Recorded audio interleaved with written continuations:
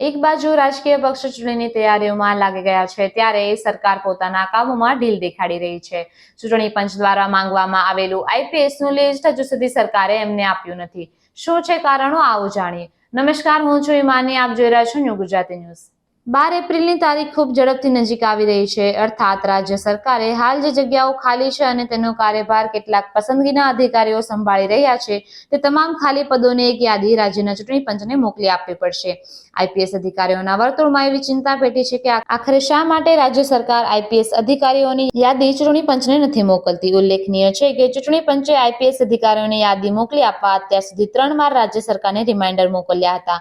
એક આઈપીએસ અધિકારીએ જણાવ્યું હતું કે લોકસભાની ચૂંટણી નજીક આવી રહી છે, એવા સમયે સુરત શહેરના CP, Surat range, Ahmedabad range, Ahmedabad rural zone 1, Ahmedabad DCP, Ahmedabad crime બ્રાન્ચના SP, Baroda range, Mehsana SP, Anand SP અને છોટાઉદેપુર એસપી જેવા મહત્વના પદોનો કાર્યભાર ઇન્ચાર્જ ઓફિસરોથી ચાલી શકે નહીં, કેમ કે આ તમામ સ્થાનો કાયદો અને વ્યવસ્થાની દ્રષ્ટિએ અત્યંત મહત્વના વિસ્તારો છે.